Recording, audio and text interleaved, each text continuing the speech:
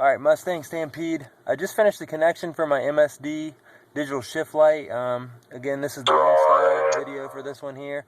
Sorry about the droid noise you just heard. It's coming through the sound tube, through the firewall, and it's the gray cord right there. Ran down here. Now, what I've done here is that's heat shrink tube over all three connections. For this setup, you have the green wire coming from the firewall, and you have the green wire going to your shift light. You twist them together, solder them, put some heat shrink tube over top of that, and then shrink the heat shrink tube. You also have a red wire coming from the firewall, and you have a red wire going to your digital, inside your digital shift light cable. That needs to be hooked up to a 12-volt power source. So you connect both red wires and wherever you're running your 12-volt power source. You also have your black wire coming from your firewall and the black wire that's going to your shift light. That needs to be the negative end of your, well, it needs to be grounded. So this is what I've went ahead and done. Some people might not like it, but I prefer it because I will be hiding this at car shows. So, as you'll see here, at the red tape, this is the gray wire going to the shift light. This other wire has a white stripe on it. It's black with white stripe and then just a black one. That's from a cigarette lighter powered fan. I snipped the fan off because I no longer need that fan. And that is providing the ground and the 12-volt power source. The black wire is going to be the ground. The black wire with the white stripe is the 12-volt power source. That is ran underneath my floor mat. That way it can be removed or hidden at a car show. Then you can see up here, I'm trying to get all adjusted here. It's leading to my 12-volt power source.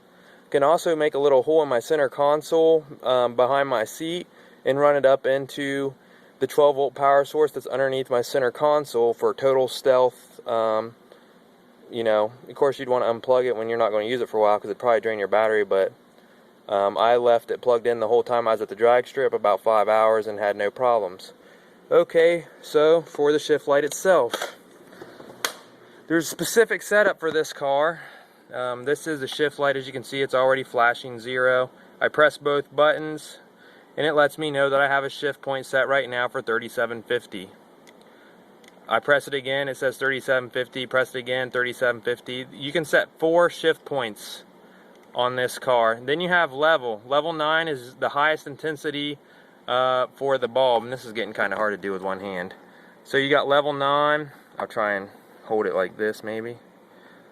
Alright, get back to level 9 here. There's level 9, that's the intensity for your light. Cylinder 1, this has cylinder 1 through 12. For this car, you need to set it off for cylinder 1 because you're using a GMR pickup line.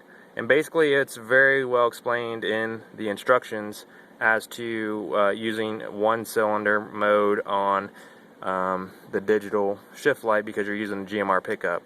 So the next thing you got after level 9 is cylinder 1, then self. If you leave it right on self, it will roll through all the settings. It's supposed to roll through the settings. You have self.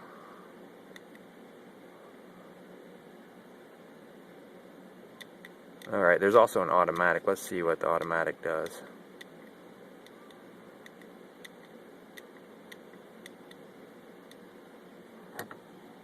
Alright, well, I can't get it to switch from self to automatic. But you get the point, so let's get back in there to self. Cylinder 1, self. Alright, so anyway, that's how bright the shift light is. I'm going to go ahead, it's on level 9. I'll make it flash again. That's what you'll see when it's time to shift. Of course, it will stay solid, it won't flash. And you'll need to experiment with your car as to where you want to shift that. I know on all my dyno graphs, my peak torque is made lower than my peak horsepower. If you're drag racing, you want to, they always say that torque starts the race and horsepower finishes the race. If that's true, you need to look at your dyno sheet for your torque curve and set your first 2 shift points around your peak torque curve. I don't know why I'm getting all tongue twisted saying that, but you want to set that to your torque peak curve. First 2 shifts. Next 2 shifts, we're going to finish the race, so we're going for peak horsepower. In my car, peak horsepower is made at 6,800 RPMs. To keep it in that range, I'm going to set a shift point of like 69 or 7,000. My car does not redline until like 7,200, I think, with my Bama race tune. So that it's okay, it's not going to kill anything, and we already know that the Boss 302 with a bigger intake, it revs higher anyway. So it's not too big of a deal. Like I said, just fiddle around with it. You can set it up however you want. If you want to set it at 6,800 for all 4 shifts, feel free to do so. You know, it's just one of those things that you need to play with. So you know, I will give an in-car demonstration hopefully at some point, but I just wanted to go ahead and finish this install up. I enjoyed using this product at the track. It helps tremendously if you don't have to look down at your RPM gauge. Again, cost on this was about 170 bucks. That's including the tax in there, so it's not too expensive.